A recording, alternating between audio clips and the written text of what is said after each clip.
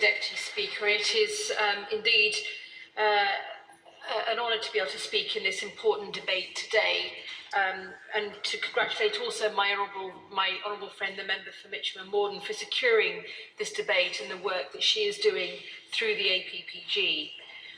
This debate, as she mentioned, also is taking place during Ramadan, and I do want to pay tribute, Mr. Deputy Speaker, to all the Muslim communities in my constituency and across the UK who are observing Ramadan, and to their overall the generosity, compassion and charity, as well as the contribution to our society and our economy.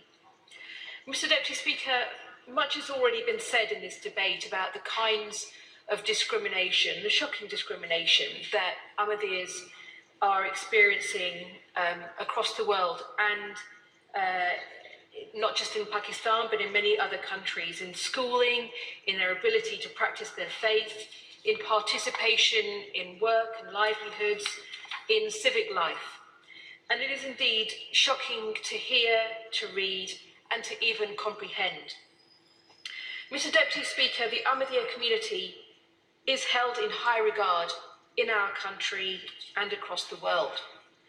Their contribution to British national life is indeed seen in their ongoing commitment, as has been talked about by other honourable members, to the values of loyalty, freedom and peace. And it is devastating actually to be here debating today the hatred that is being experienced by Ahmadiyyas in so many countries, and indeed in the UK, by a minority who have imported that hate. And it is essential, Mr. Deputy Speaker, that it is understood, that it is challenged, and it is stopped in its tracks in our country by our police, our local authorities and all of our interfaith communities, and that there is a close relationship that is kept between the local police and Ahmadiyya communities across the country. Last year, I, along with other colleagues from here and the other place, attended the 51st annual convention, the Jalsa Salana, that did indeed have an incredible number of people attending. And I also attended with colleagues and councillors from Hounslow and across the country. And I do want to pay tribute to the work of Councillor Hanif Khan in my constituency, Zahir Khan, and their father, Mr. Abdul Latif Khan, and late mother, who helped build and support the growth of the Ahmadiyya community in Hounslow. The legacy of their work set a tone for how the Ahmadiyya community also extend and play their part in mainstream community life. And that is indeed seen in the over 100 branches that the Ahmadiyya community have in communities across Britain. I've also been privileged to attend Ahmadiyya community events in Parliament, the Peace Symposium, from which I've also learned a great deal, and events that have brought together leaders from all walks of life to engage in a shared mission for peace, common values and prosperity. The motto, love for all and hatred for none, is one that indeed reaches out and touches the hearts of Muslims and non-Muslims alike. And striking that tone and message of humanity is what many of us will have experienced as well from the Ahmadiyya community. They were indeed quick on the scene and quick to help in moments of need and suffering, such as the attack that took place just here outside Parliament. And they indeed brought people together, as did other Muslim communities and other interfaith communities.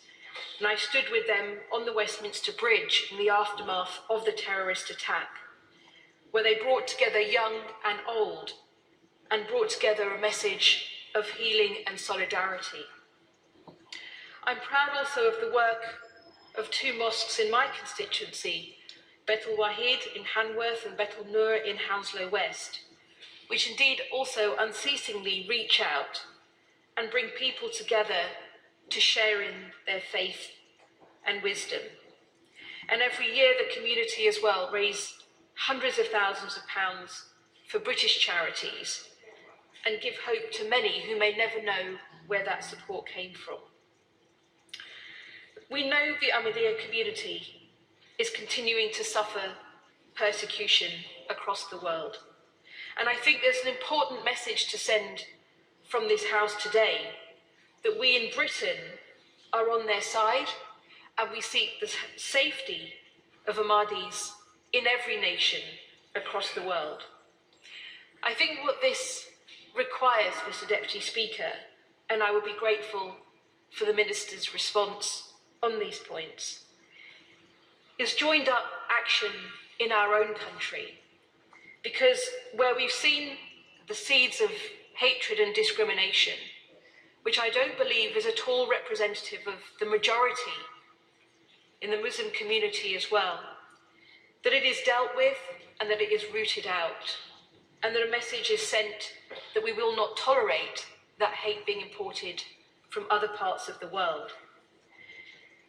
And that we have a joined up strategy, a national strategy, with our police, our schools, our local authorities, the Home Office and the Foreign Office, because it is going to take a joined up strategy to tackle this at home as well as abroad. And if the Minister could also respond, Mr. Deputy Speaker, as to whether this has been raised by the Foreign Office with the UN, because I do think it is important that where we see hatred in this way, which goes against Article 18 of the Universal Declaration of Human Rights as well, which requires states to guarantee the freedom of religion and belief, that we have a way in which we stand together as nations to root out this hatred and to make sure that Ahmadis are free to practice their religion and their faith in every country across the world. Full stop.